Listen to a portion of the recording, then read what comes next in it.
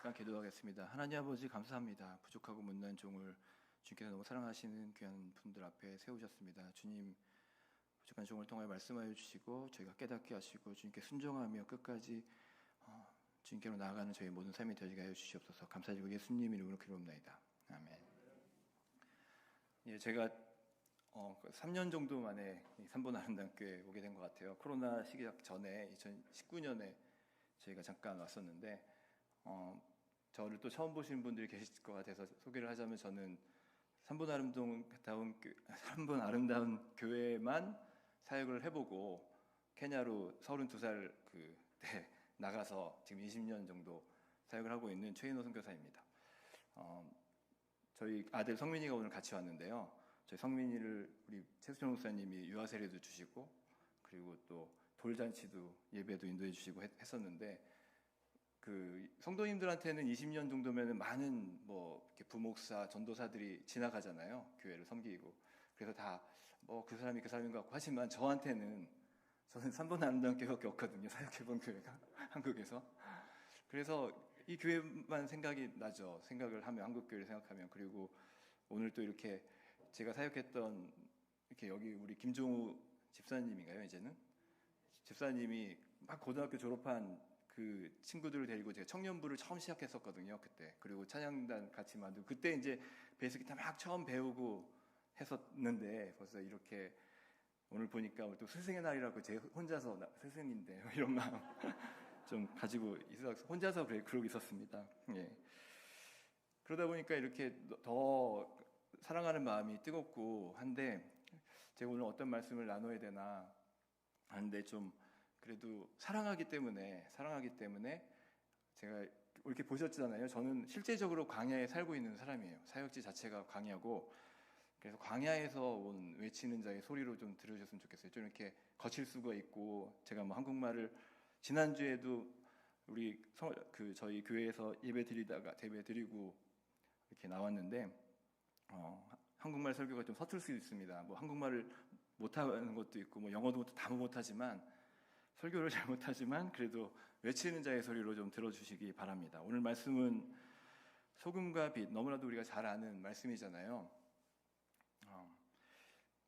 그 말씀을 먼저 볼까요? 아니면 선교 보고를 먼저 할까요?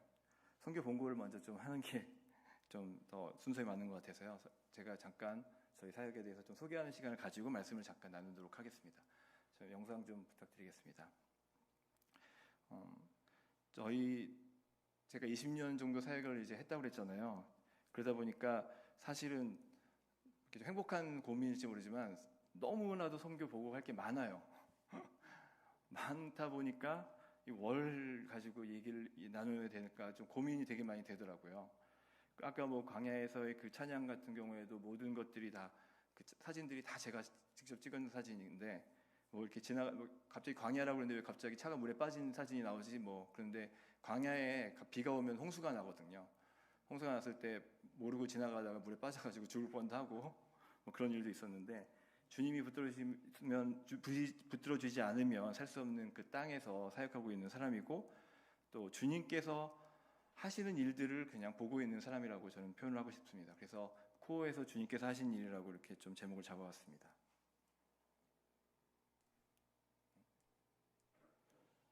첫 번째 사진은 이 아이는 제가 이렇게 선교사로 좀 뭐라 그럴까 좀 거듭나고 회개하게 되는 그런 사건을 몇 년 전에 얘기했었죠.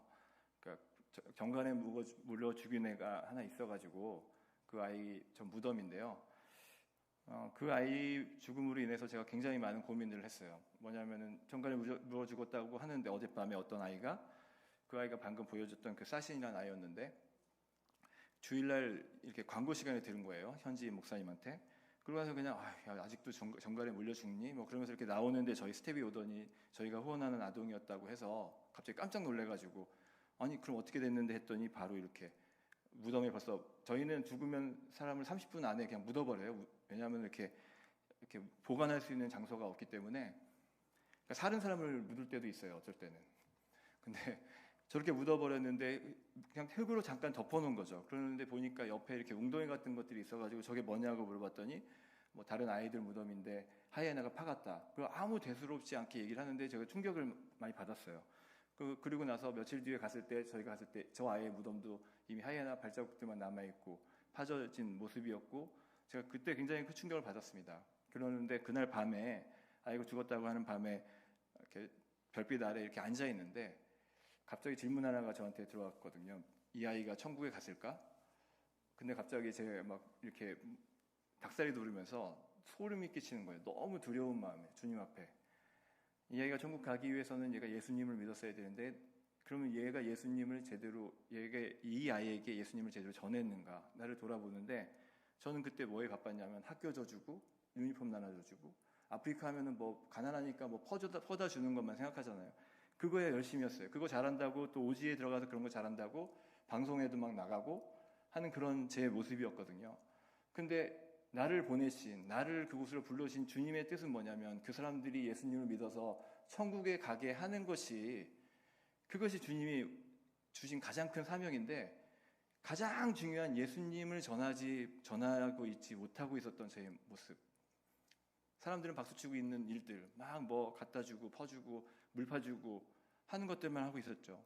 근데 그것이 저에겐 너무나도 두려운 가운데, 왜냐하면 주님이 저한테 이 아이의 핏값을 물으실 것 같다는 그런 두려움이 밀려오면서 그때 엄청나게 회개를 하게 됐습니다. 주님, 그래서 제가 다시 기회를 주시면 이제는 복음을 전하겠습니다. 당연히 가난한 사람들이 있으니까 가난한 사람들에게 먹을 것을 나눠주고 하는 것은 분명히 필요해요. 주님께서도 그런 거 하라고 했으니까. 그렇지만 그 목적은 이들이 예수님을 알아야지 자꾸만 뭔가를 나눠주게 되면은 이 뭔가 나눠주는 저만 보게 되거든요. 저는 높아지고 예수님은 없어지는 그런 것이 아주 그러기 쉬운 것이 아프리카 선교지입니다. 그것을 주님께서 깨닫게 하셨고 저는 그때 굉장히 큰 회개를 했어요. 그러고 나서 올해 초에 이 아이는 이제 안사로라는 아이인데 갑자기 이 아이가 아프다고 그래서 저는 이제 사역을 막 마을에 또 식량을 나눠주고 복음을 전하는 사역을 해야 돼서 저희 스텝에게 제 차를 내주면서 병원에 데리고 가라 그렇게 보냈어요. 저희 동네에서 이제 제일 가까운 병원까지 한 2시간 반 정도 가야 되거든요.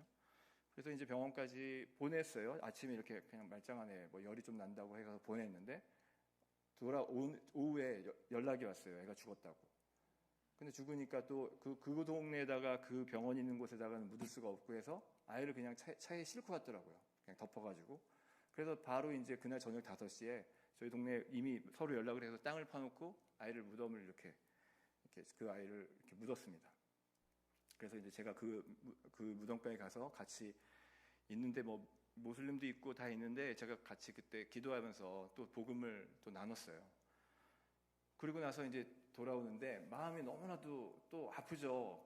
아침에 그냥 말짱하게 그냥 우리 또 주일학교 학생이었어요. 이 아이는 그 전주만 해도 저희 주일학교에 와서 한지서 선교사에게 말씀을 배웠던 아이였는데 이 아이가 그렇게 그냥 순식간에 그날 아침에 갔던 애가 이렇게 돌아오니까 그리고 그냥 관도 없이 그냥 맨 땅에다가 또 이렇게 파묻고 그냥 흙을 덮는데 정말 마음이 또 너무나도 아프더라고요. 근데 희한하게 그날 밤에는 별빛 아래 또 앉아서 기도를 하는데 이 아이는 천국에 갔다라는 확신이 생기는 거예요.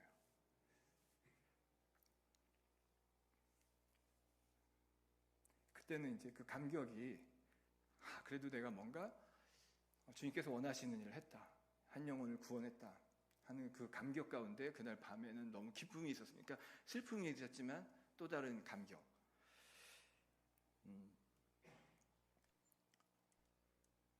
그러면서 저희들 사역은 이제 뭐 많이 나눠주는 것도 하긴 하지만 합창단 캠프를 하게 되면 저렇게 한지선 교사님이 앉아가지고 애들 아까 말씀을 많이 보고 또 그런 가운데 저희가 이 믿음 초등학교라는 학교를 세우게 됐는데 이 학교도 너무나도 이 학교 이야기만 해도 한두 시간 이야기할 수 있을 정도로 하나님께서 하신 일들이 많아요. 그러니까 사막에다 저는 학교 같은 거는 사역을 안 하겠다고 했는데 하나님께서 강권적으로 하게 하시고 이 학교를 세웠는데 지금 이제 졸업생이 작년에 처음 나왔는데 8학년이거든요. 저희는 8학년 졸업하면 이제 고등학교, 그러니까 초등학교, 중학교 합쳐서 8학년, 그리고 이제 고등학교가 4학년 그렇게 학제가 돼 있는데 이제 이 학교를 졸업하고 고등학교 들어갈 때 한국의 옛날 연합고사 같은 시험을 봐요. 시험을 보는데 이 학교가 저희 전체 도에서 1등을 한 거예요, 작년에. 그러니까 이거는 말도 안 되는 제가 볼 때는 나는 아무것도 한 게 없는데 나는 학교 사역 하기 싫었는데 그냥 하게 하셔서 했고 했는데 정말 하나님께서 강권적으로 일을 하시니까 그런 일들이 벌어지더라고요. 그래서 믿음초등학교 아이들의 모습이고요. 그리고 저희는 이 주일 예배를 믿음초등학교 안에 이렇게 워낙 햇빛이 강하니까 이렇게 지붕을 만들어가지고 거기가 강당 겸 그렇게 아이들이 밥도 먹고 할 수 있는 공간을 쓰는데 주일 예배를 계속 저기서 드렸어요. 주일 예배를 저기서 드리는데 그게 좋았던 게 뭐냐면 코로나 시대에도 벽이 다 뚫려 있으니까 바람이 또 저희는 굉장히 세거든요. 교회에 와서 다들 그냥 저희는 뭐 누가 와서 검사하는 사람도 없고 다 많이 꽉꽉 쳐서 예배를 드리는데 전혀 뭐 코로나 때문에 힘든 그런 일은 없었습니다.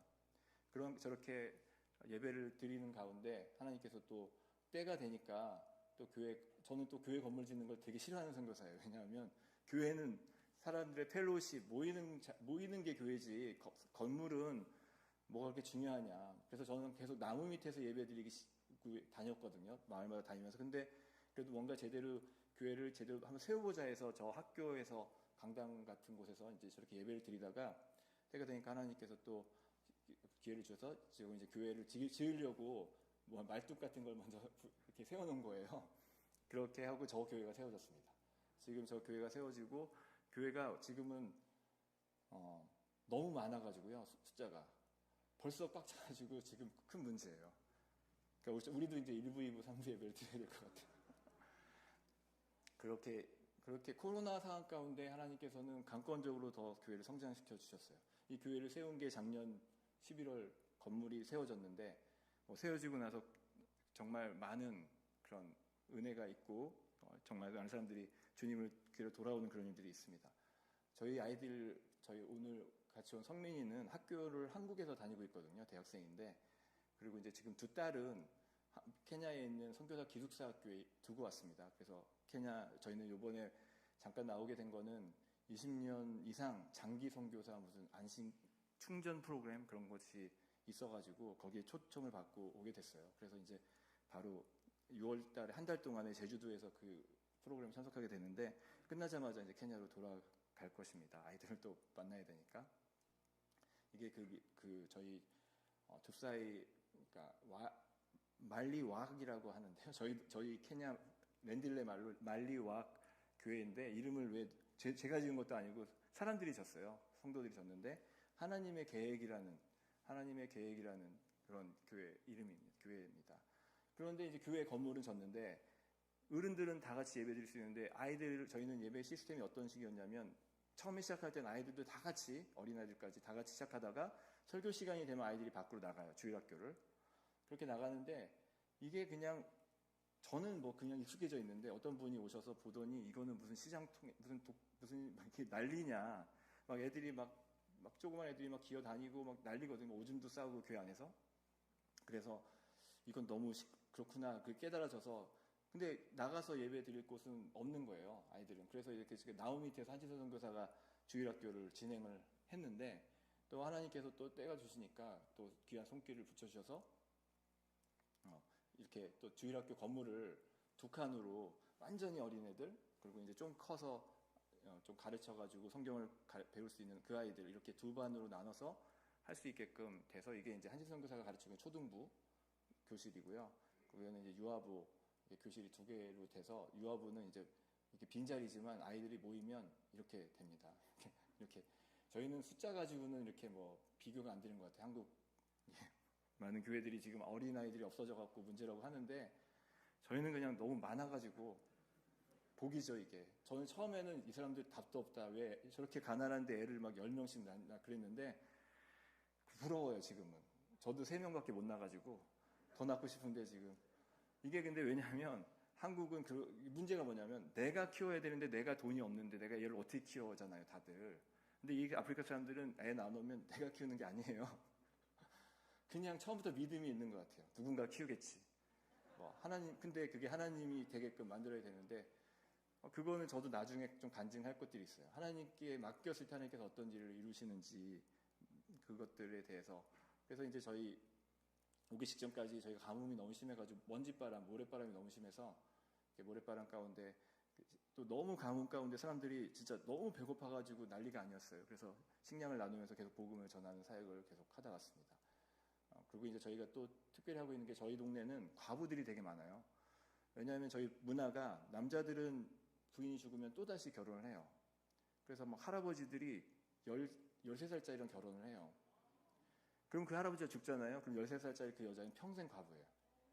평생 과부로 살아야 돼. 다시 절대로 결혼을 할 수가 없어요. 그러다 보니까 과부가 너무 많은 거예요. 근데 과부를 하나님께서 분명히 말씀에도 과부와 고아들을 돌보라고 하셨는데, 그래서 이 과부들을 도와야겠다 하면서 처음에는 그냥 한두 가정 돕는 걸로 이렇게 처음에 시작할 때 어떤 이제 한국에서 어떤 권사님들이 오셨는데 그분들이 이렇게 마음을 합해서 10가정을 하겠다 해서 10가정으로 시작을 했어요. 근데 저희는 뭐 어떤 식이냐면 이걸 뭐 하라고 하시는 이게 무슨 저는 제일 선교사들이 가서 하지 말아야 될 걸로 하는 게 돈 얘기거든요. 근데 돈 얘기를 하려고 하는 건 아닌데 저희 시스템을 말씀드리는 거면은 보통 NGO들에서 아이들 뭐 3만 원씩 후원하잖아요. 저희도 기아대책에서 그걸 하고 있는데 그러면 아이한테 실제적으로 가는 돈은 반도 안 됩니다. 그 진짜 많이 가는 곳이 반 가고요. 보통 10% 가면 많이 가요. 그 외에는 뭐 하여튼 다른데 많이 쓰여요. 근데 저희는 이제 과부들을 이제 누가 한국에 3만 원을 주시면 그냥 3만 원을 더 그대로 그냥 바로 그냥 전달을 돈으로 해요. 돈으로. 야, 그게 무슨 돈 나눠주는 사회 그 제일 쉬운 거고 뭐 그거냐 하는데 이게 아버지들한테 돈 나눠주면 문제가 있어요. 근데 과부들은 진짜로 필요한 사람들인 거예요.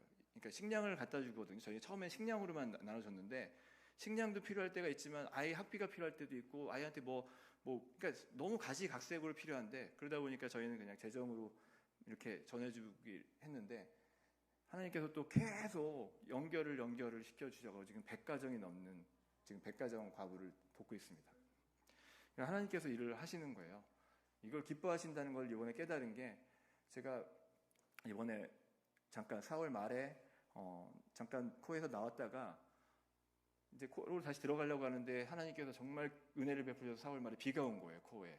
저희 동네에 비가 오면은 좋기도 하지만 아까 같은 홍수가 일어나요. 홍수가 갑자기 막 물이 쓸려서 그래서 들어갈 수가 없게 된 거예요. 제가 들어가야 되는데 이거 어떻게 하지 지금. 그래서 비행기로 어떻게 경비행기 선교사 비행기를 이용해야 되는데 그건 돈이 너무 많이 들고 어떻게 해야 되나. 근데 이 과부들 매달 말에 전달을 해줘야 되는데 그 은행이 있는 것도 아니고 뭐 송금할 수도 있는 것도 아니고 현금을 싸갖고 가야 돼요. 은행에서. 이거 위험한 어떻게 해야 되나 막 고민하고 있었을 때 하나님께서 정말 길을 열어주시더라고요. 열어주셔가지고 막 그렇게 들어가서 나눠주는데 이게 정말 하나님께서 너무나도 기뻐하시는 거구나. 그날 밤에 하나님께서 별을 보여주시는 코는 별밖에 볼 게 없다 뭐 이렇게 얘기하시는 분들도 계실 정도로 별이 너무 아름답거든요. 그냥 별이 이렇게 누우면 내 발 밑에 내 발가락 밑에 별이 있고 이렇게 손을 뻗으면 내 오른편 옆에도 별이 있고 지평선 그냥 하늘이 정말 이렇게 생겼구나를 볼 수 있는 곳이 코예요. 꼭 와서 한번 봐주세요. 이제 코로나 끝났는데 이제 코로나 갖고 이렇게 핑계 못 대잖아요. 이제 오시면 좋겠습니다. 오셨으면 좋겠고 그래서 이 과부 사역을 하나님께서 너무 기뻐하신다. 이걸 저희가 정말 깨닫게 됩니다. 저희 교회 모습이에요.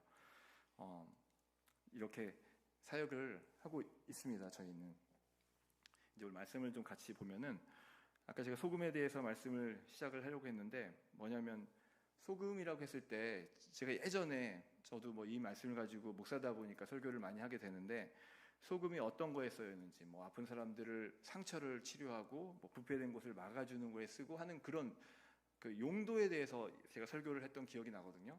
근데 그것이 중요한 게 아니라는 깨달음이 좀 왔어요. 뭐냐면 오늘의 말씀에 소금의 짠맛이라는 것, 예수님께서 분명히 짠맛을 잃으면 진짜 아무것도 아니게 된다라는 그 말씀을 하시는데 분명히 뭐 결론부터 말씀드리면 이 소금과 빛은 누구냐? 바로 우리들이잖아요. 하나님을 믿는 우리들.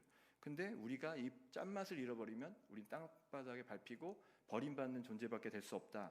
근데 그 짠맛이 무엇이냐? 바로 그것은 본질이라고 생각합니다. 가장 중요한 본질. 그러니까 우리 안에 신앙의 가장 중요한 본질이 무엇인가? 그건 저는 세 가지라고 생각을 해요. 그러니까 뭐 고린도전서에 나왔던 믿음, 소망, 사랑. 세 가지가 우리의 신앙의 가장 중요한 본질이라고 믿습니다. 믿음을 통해서 우리가 믿음이 있어야죠. 주님이 나를 위하여 십자가에 못 박혀 돌아가셨다라는 믿음이 있어야지 우리가 구원을 받고 천국에 갈 수 있게 되잖아요. 그리고 중요한 것은 바로 이 사랑에 대한 부분. 그러니까 그 뒤에가 사랑에 대한 부분은 저는 그 사랑에 대해서 이 한국 교회들 지금 이렇게 코로나 때 그래도 3분 아름다운 교회 제가 오래간만에 왔는데 그래도 많은 분들이 이렇게 함께 모이게 된 자리에 와서 너무나도 감사한데, 제가 이렇게 들려오는 소식과 한국에서 이렇게 한국 교회를 바라보는 마음은 너무나도 아픈 거예요. 저희는 말씀드렸지만 아이들이 더 많아지고 다음 세대가 더 많아지는 교회잖아요, 저희는. 근데 한국 교회는 다음 세대들이 사라지는 교회가 되고 있고, 그리고 또 이번에 코로나라고 해가지고 예배를 모이지 못하고, 저희는 코로나를 해도 전혀 그게 없었어요. 제가 작년에 코로나에 걸렸었는데, 저희 코어 지역에 오피셜하게 공식적으로 환자 한 명 발생했어요. 왜냐하면 다 아팠거든요. 다 아팠어요. 저도 제 스텝이 제일 먼저 저랑 똑같은 인생이었고 똑같이 아팠는데, 검사를 받은 사람은 저밖에 없거든요. 검사를 받으려면 12시간을 내려가서 나이로비 가서 받아야 되는데, 저는 하도 그냥 어떤 선교사님이 나 맛이 안 나, 커피를 마시는데 맛이 안 나, 그랬더니 빨리 검사 받으셔갖고, 그래갖고 나이로비까지 내려가서 검사를 받았더니 제가 양성이었거든요. 뭐 그런 상황이었어요. 그러고 나서 이제 다 회복이 돼서 돌아오긴 했지만, 그런 코로나가 그리고 아프리카는 그래도 제가 볼 때 지금 한국은 이제 코로나를 여는 분위기잖아요. 이걸 저희는 한 1월부터 아프리카를 확 열었어요. 아프리카도 봉쇄가 굉장히 오랫동안 됐었는데, 얘기를 들어보니까 작년 12월, 1월 사이에 케냐는 벌써 70% 이상이 다 걸렸대요. 그러니까 이미 그냥 걸려가지고 다 해결이 되는, 백신 보급률 10%도 안 돼요. 근데도 죽는 사람이 그렇게 많지는 않았어요. 근데 은혜인 것 같아요. 그러니까 아프리카는 말라리아를 통해서 이미 단련시켜서, 말라리아 약이 또 코로나 약이라고 초반에 막 그랬었잖아요. 그래서 하나님께서 이렇게 아프리카를 사랑하시는구나. 코로나를 이렇게 가볍게 이기고, 그리고 코로나 시대에 더 교회가 부흥하고 더 많이 모이고, 이런 부흥을 하나님께서 허락하시는데, 제 조국, 이 한국은 정말 마음이 너무 아픈 거예요. 영화에서 제가 몇 년 전에 그런 얘기를 했었어요. 영화에서 보면은 적군이 오면은 성 밖으로 적군이랑 싸우러 나가잖아요. 그래서 적군하고 막 싸워갖고 이겼어요. 이기고 돌아오는데 내 성이 불타고 있는 거예요. 나도 모르는 사이에 습격을 당해서. 그런 모습이 한국의 모습이라고 느껴졌었거든요. 몇 년 전에. 근데 지금은 그 성이 어디로 갔지라고 할 정도로 너무나도 그냥 급격하게 약해져 버리고 무너져 버리는 이 모습이 너무나도 아픈데, 주님은 분명히 한국교회와 우리 모두에게, 저는 이걸 가지고 그래, 한국교회, 우리 교회는 괜찮아, 우리 교회에서도 쟤는 좀 문제 있을 수 있지만 나는 괜찮아가 아니라, 지금 우리 모두 각자를 좀 돌아보셨으면 좋겠어요. 나는 정말 이 본질을 제대로 지키고 있는가. 왜냐하면 본질 지키기가 너무 어려운 거예요. 한국은 믿음 지키기가 너무 어렵고, 이 본질에서 제가 말씀드렸던 이 사랑은 주님과의 관계의 사랑, 주님이 우리를 먼저 사랑하셨고 우리가 주님을 사랑하는 이 관계가 먼저 되고 나서 그 다음에 이웃 사랑들이 이루어지는, 그 마태복음 23장에 가장 귀한 명령이라고 했을 때 하나님을 먼저 사랑하고 이웃을 사랑하라고 하는데, 하나님을 먼저 사랑하기 위해서는 교회에서 먼저 예배드리는 모습들이 있어야 되거든요. 예배 공동체가 세워지고 나서 그 다음에 예배부터 드리고 나서 친교 공동체로 이웃을 사랑하는 건데, 이것 자체가 다 지금 무너지고 있는 모습이에요. 모이지 않아도 되니까 그냥 유튜브로 들으면 되잖아. 이제는 뭐 자유롭게, 사람들이 이미 그런 마음들이, 그냥 어떻게 한국 교회가 그렇게, 그건 말도 안 돼. 우리는 일제시대에도 모여갖고 공산치하에서도 모여서 예배드렸던 공동체인데, 근데 이 코로나에 그냥 쉽게 그냥 마음들이 그냥 대충 오늘 안 가고 그냥 유튜브로 드릴게요. 뭐 좀 괜찮은데, 죄송합니다. 그래도 또 한국이잖아요, 여기가. 그러니까 코로나 방역은 지키셔야 되겠지만, 그렇지만 믿음은 꼭 그것 때문에 믿음까지 놓치는 우리가 되면 안 된다고 믿습니다. 소망은 무엇이냐? 소망은 천국에 대한 소망. 저는 아까도 말씀드렸지만 그 안사로가 천국 간 것 때문에 전 너무나도 마음이 기뻤다고 했잖아요. 그거는 아프리카에서 못 먹고 그냥 저렇게 치료도 제대로 못 받고 죽는 사람들만의 문제가 아니라, 한국에서 엄청난 병원에 가가지고 엄청난 치료와 훌륭한 의사들의 손길에서 생명 좀 연장하다가 그 사람도 결국 죽을 거거든요. 다 죽으면 문제는, 이건 피할 수가 없는 거예요. 근데 죽었을 때 우리가 어디에 갈 것인가? 천국과 지옥 분명히 있고, 우린 천국 가기 위해서 모인 자들이잖아요. 우리가 믿음의 가장 본질, 우리가 믿음도 있고 사랑도 하고 모든 걸 해서 결국 우리가 얻고자 하는 우리가 목표가 뭔데요? 천국 가는 거잖아요. 천국 못 가면 꽝이거든요. 정말 꽝이에요. 선교도 아프리카 선교도 천국 못 가게 하면 사람들이 천국을 못 간다면 다 꽝이더라고요. 그래서 저는 이 본질 세 가지 믿음, 소망, 사랑을 다시 한번 회복하는 우리 삼분하루님께 모든 우리 성도님들이 되시길 바라고요. 한국은 정말 제가 말씀드렸지만 이 본질이 너무 쉽게 흔들린다고 하잖아요. 제가 지금 원래는 어제 도착할 예정이었어요. 근데 한국을 보니까 1일차 도착 1일차에 코로나 검사를 여전히 받아야 되고 그게 음성이 나와야지 이제 자유롭게 다닐 수 있다 그래가지고 그럼 내가 어제 도착해가지고 만약에 오늘 검사를 받고 이거 교회에서 만약 혹시라도 내가 양성이면 또 폐가 되잖아요. 그래서 좀 땡겨서 목요일날 도착해서 금요일날 검사 3분 여기 보건소에서 받고 어제 이제 음성 받고 자유를 찾아서 오늘 그래도 이렇게 여러분들 앞에 떳떳하게 섰는데 이 이틀 사이에 지금 목요일날 왔다 했잖아요. 이틀 3일 사이에 제 마음이 벌써 막 흔들리는 거예요. 한국을 보니까 와 좋다. 한국은 왜 이렇게 깨끗해? 와, 그리고 이 5월 달에 제가 처음 와봤거든요. 꽃이 이렇게 많았어 한국에. 막 이것들이 너무 좋은 거예요. 그러면서 야 저 차 좋다도 막 가고 뭐 그냥 야 아파트 되게 멋있다 이런 마음들 막 이렇게 가는데 제가 오늘 우리 성민이에게 제가 양해를 구했어요. 네 얘기 좀 해도 될까? 그랬더니 그 얘기 하시게요? 그러더라고요. 얘가 이제 성민이를 키운 거는 하나님께서 쟤도 키우셨어요. 하나님께서 정말 키워주셨고 본인이 소망을 가지고 얘가 원래 2019년에 제가 왔을 때만 해도 여기 그 연세대 생명공학과에 입학해가지고 이제 그 학교 간다고 그렇게 얘기를 했는데 그 사이에 얘가 계속 가진 하나님께서 주신 꿈 의료선교사가 되겠다는 거예요. 자기는 코에서 하도 그냥 그렇게 쉽게 죽어가는 사람들을 보니까 그걸 보고 나는 정말 이들을 살리는 의료선교사가 되겠다고 의사가 되겠다고 하는 꿈을 갔는데 야 그냥 선교사해. 저는 그랬죠. 의사 얼마나 힘든데 그냥 너도 신학대학 가서 나처럼 선교사 되라 했는데 본인이 그거를 끝까지 하더니 그래 한번 그럼 기도하면서 네가 해봐라 했는데 그 2년 사이에 하나님께서 이렇게 또 기적을 베풀어 주셔가지고 지금은 의대 2학년입니다. 네, 의대 예, 이거 뭐 하나님께 박수를 올려드렸으면 좋겠어요. 하나님께서 비전을 주셨고 하나님께서 하게 하시더라고요. 그래서 지금 공부도 어제도 막 3시까지 공부를 하더라고요. 너무 양이 많은가 봐요. 뭐 그랬는데 그래도 이렇게 같이 왔는데 훌륭한 아이잖아요. 근데 저 아이의 이제 훌륭한 것보다는 얘가 그 의료 선교사 코오에서 그런 꿈을 가지고 왔단 말이에요. 근데 작년에 제가 코로나 후유증 때문에 건강검진을 받으러 온 적이 있었어요. 왜냐하면 저는 좀 심한 코로나를 걸려가지고 이 오미크론이 아니라 좀 심했을 때 걸려가지고 뭐 완전히 좀 사람이 약간 치매기가 있을 정도로 그래가지고 이거 뇌가 문제가 생긴 거 아닌가. 그래서 이제 왔는데 이렇게 뭐 그래도 감사하게 다 괜찮다고 하셔가지고 가야 되는구나 할 때 우리 성민이가 그때 생일날이었어요. 아들이 그리고 또 한국에 있는데 오랜만에 봤으니까 생일이니까 생일 케이크 뭐 이렇게 해주고 나서 뭐 이렇게 차를 타고 대전에서 어디를 가고 있었는데 거기에 뭐 대전에 신세계백화점이 새로 생겼다는 거예요. 거기 한번 가보자 하려 갔어요. 갔는데 차를 대놓고 올라왔는데 얘가 제 여동생이 미국에 살고 있는데 그 여동생이 대학 입학 선물로 그 시계를 자기 남편이 쓰던 시계를 명품 시계예요. 명품 시계를 얘한테 준 거예요. 그래갖고 얘가 그 시계를 너무 좋아해요. 너무 좋아하는데 그 신세계백화점 내려가지고 엘리베이터 타고 올라오자마자 딱 보니까 그 명품 시계점이 딱 있는 거예요.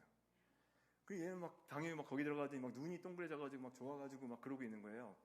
나는 뭐 이렇게 보다가 뭐 이거 뭐야 그러고 나와가지고 그리고 이제 있는데 뭐 저는 이제 신세계백화점이 있다 그래갖고 그 거기에 한국은 가면은 그 트레이더스 같은 거 있고 뭐 하면은 노브랜드도 같이 있잖아요. 전 노브랜드에서 뭐 사는 걸 좋아하거든요. 근데 거기는 그게 없더라고요. 그것도 없는데 가자 그러고 이제 나오는데 차 안에서 이렇게 운전하고 있는데 막 아파트들 화려한 아파트를 보면서 저런 아파트는 얼마 정도 할까요? 이런 얘기를 하는 거예요 저한테. 그리고 막 좋은 차가 지나가니까 외제차 지나가니까 저 차 너무 좋은데 어쩌면 막 얘기를 해가지고 얘가 왜 이러지? 그러면서 이제 얼마 돈을 벌면 저런 아파트를 살 수 있을까요? 그런 얘기를 하는 거예요 저희한테. 그래가지고 안 되겠다 하면서 이제 저희가 좀 앉혀놓고 커피숍 가서 앉혀놓고 저희 한지 선교사가 좀 강하게 얘기했어요.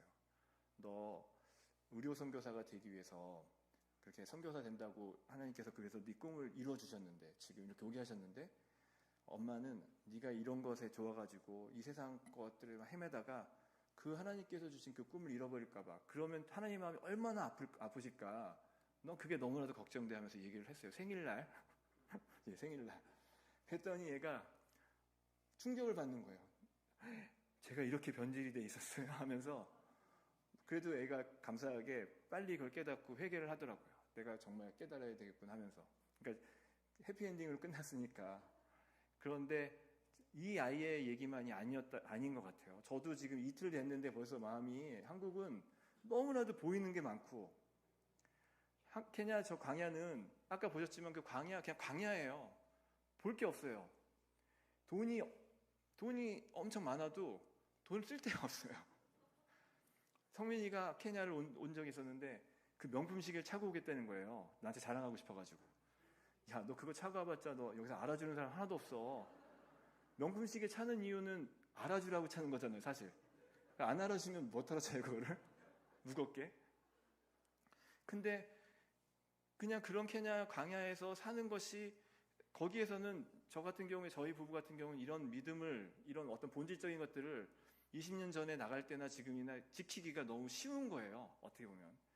근데 한국은, 와, 진짜 난 그래서 한국에서 이렇게 목회하시는 목사님들, 종들 보면 너무 진짜 존경이 되는 거예요.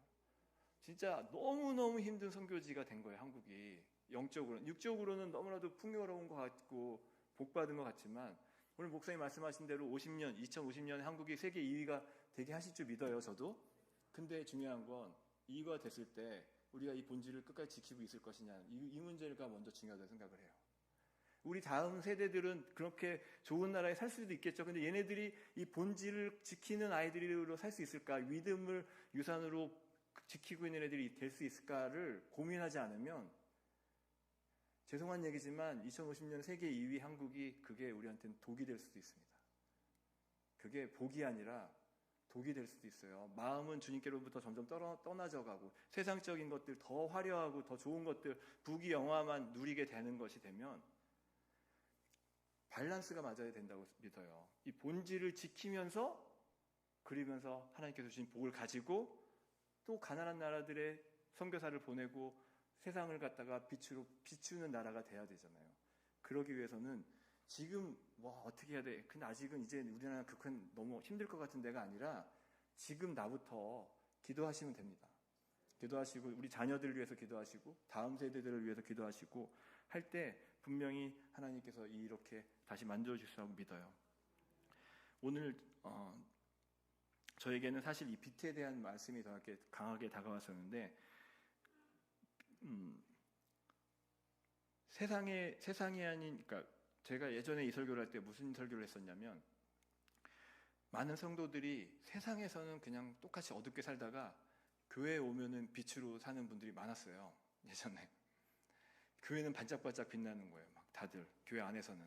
근데 나가자마자 빛이 싹 사라지고 그냥 똑같이 어둡고 그냥 그렇게 살아가는 모습들이 많았는데, 죄송하지만 지금은 삼본 아름다운 교회는 아닌 것 같아요. 다들 빛이 나시는 것 같아요, 감사하게. 근데 많은 교회들이 이제 교회 안에서도 빛이 사라지고 있는 모습. 본질이 사라지니까, 본질이 없어지니까 교회 안에서도 이제는 왜냐면 또 모이지도 않으니까. 제가 2020년에 12월 크리스마스 전후에 그냥 좀 아주 믿음이 좀 특이한 어떤 그 청년이 본인 결혼 주례는 꼭 체인어 선교사해야 된다, 이런 식정리 하나 있었어요. 그래, 내가 난 주례 한번 해본 적도 없고 안 된다고. 내가 무슨 이 케냐에서 코로나 시대에 한국까지 가고 무슨 주례를 한다고 가냐 그랬는데, 그 친구가 억지로 막 그렇게 해가지고 그냥 그때 와서 주례를 하고, 주례만 하고 일주일 만에 14일 격리하고 주례 때문에 와가지고 14일 격리하고 그 이틀 만에 주례하고 그 다음에 3일 만에 케냐 갔어요. 근데 그때 이제 그 주례하기 전에 이제 그 친구가 이렇게 잡아주는 호텔에서 이렇게 나가고 걸어 다니는데, 크리스마스인데 교회가 불이 꺼져 있는 거예요. 크리스마스 시즌인데 완전히 이 쇠사슬로 꽁꽁 묶어놓은 이 현관문. 그때 제가 너무 충격이었거든요. 이게 정말. 그러면서 이제 또 이걸 갖다 변명하기 위해서 또 이렇게 또 같이 이렇게 타협해야 되니까 세상을 사랑하는 방법이다 이게. 이웃을 사랑하기 위해서 교회 불을 끄자. 그러다가 문제는 본질을 놓쳐버렸으니까 회개해야 된다고 생각해요. 그냥 계속 말씀드렸지만 광야에서 외치는 자의 소리입니다. 16절 말씀에 너희 빛이 사람 앞에서 비치게 하여 그들로 너희 착한 행실을 보고 하늘에 계신 너희 아버지께 영광을 돌리게 하라. 이 말씀이 저에게 지금 최근에 굉장히 크게 다가왔어요. 제가 20년차 선교사라고 그랬잖아요. 20년차 선교사가 돼갖고 가장 힘든, 그리고 싸우면서 지금 해야 되고 지켜야 되는, 순종하기 어려운 말씀이 바로 이 말씀이더라고요. 너희 빛이 사람 앞에 비치게 하여 그들로 너희 착한 행실을 보고 하늘에 계신 너희 아버지께 영광을 돌리게 하라. 사실은 저는 빛이 없어요. 우리 모두 사실은 우리 스스로가 빛을 낼 수 없는 자들이잖아요.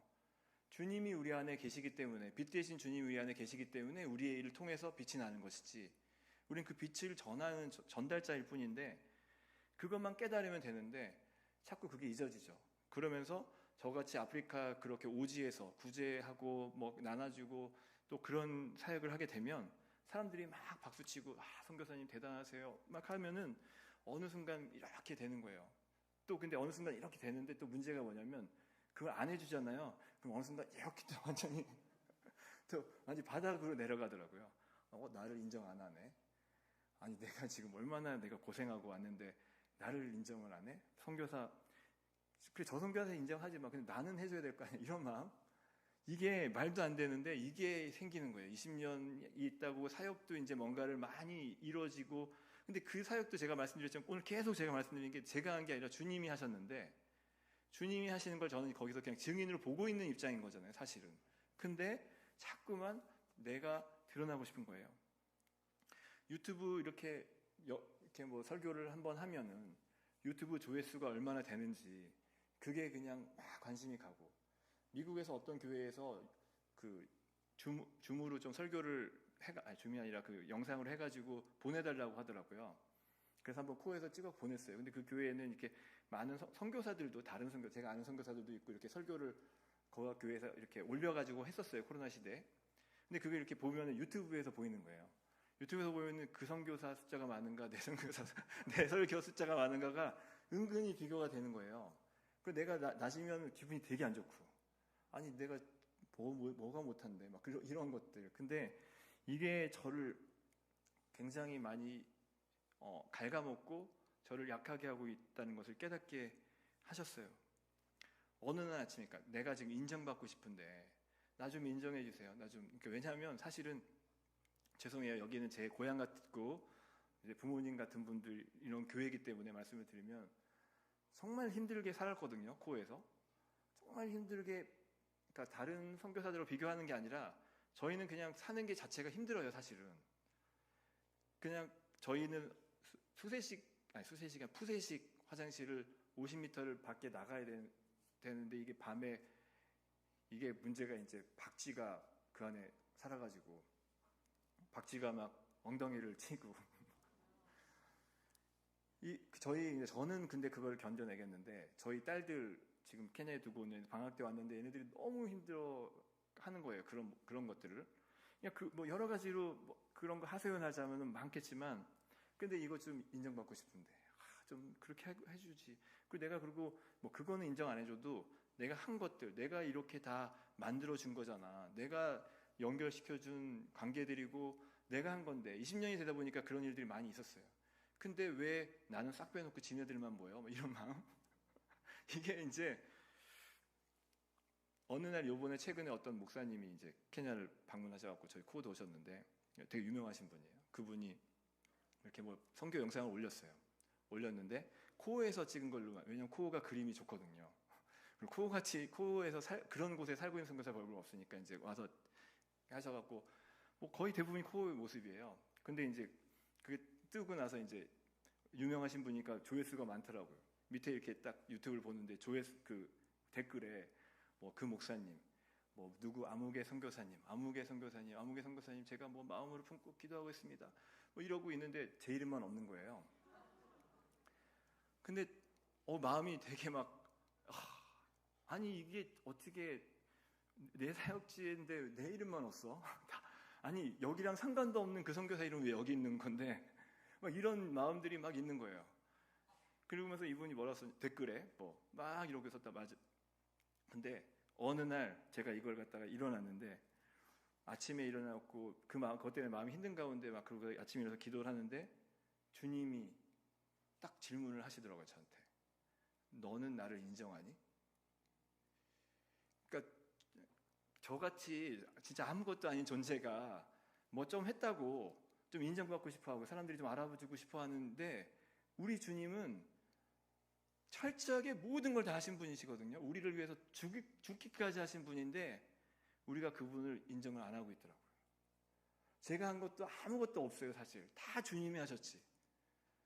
저희 아이 뭐 저렇게 뭐 의대에 가고 또 저희 지금 둘째 성아도 하나님께서 진짜 미국에 요번에 걔는 미국 학교를 가게 됐는데 진짜 엄청난 장학금을 주셨어요.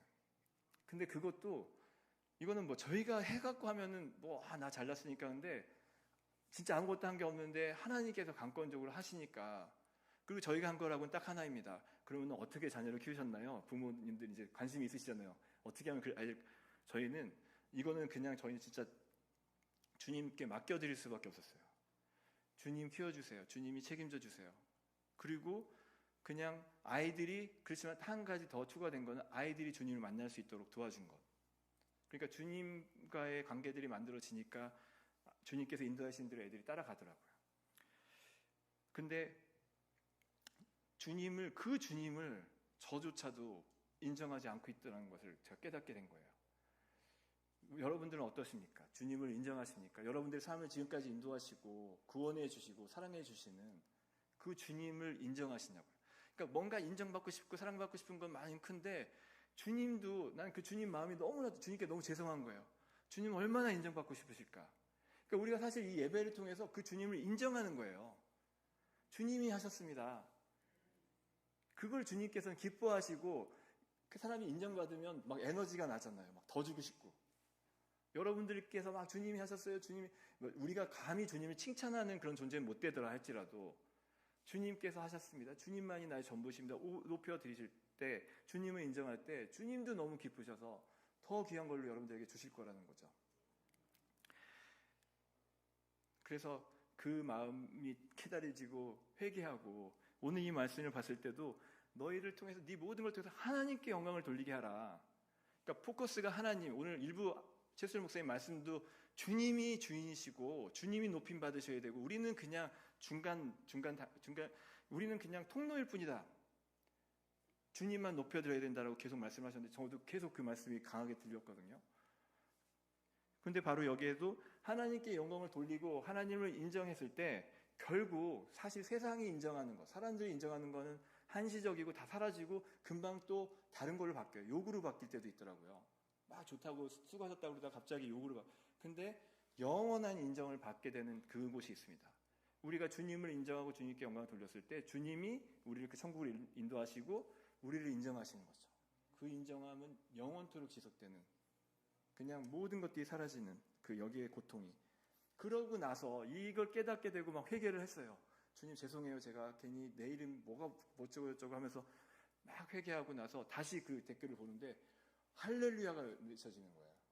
왜냐하면 그 댓글을 쓰신 분이 누구 목사님, 누구 선교사님 막 쓰다가 그리고 주의 종들 이렇게 써 있는 거예요. 그러니까 그리고 주의 종의 대가 있잖아요. 나의 이름은 내 이름은 없는데 주님의 이름이 있는 주님의 종.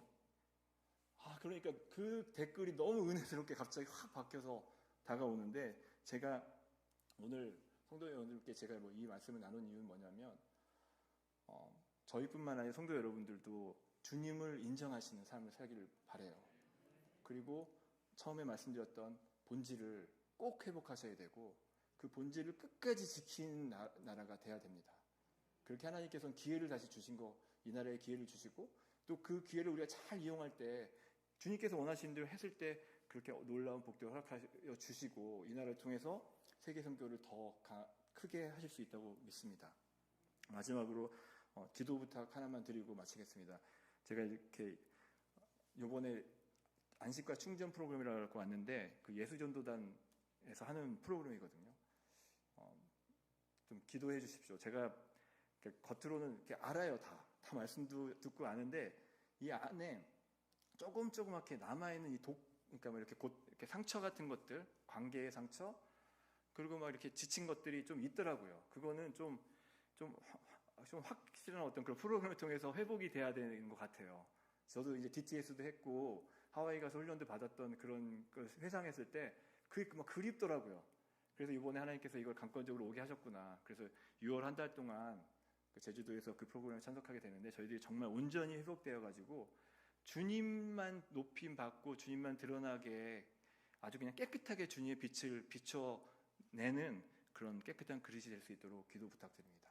같이 기도하겠습니다.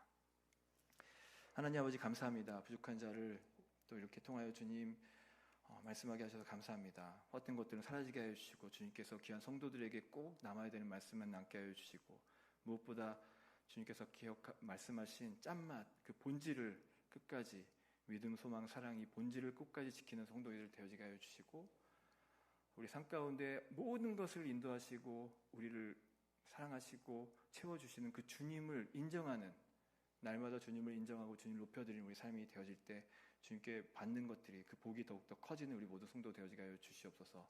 주님을 찬양합니다. 감사드리고 예수님 이름을 기록나이다.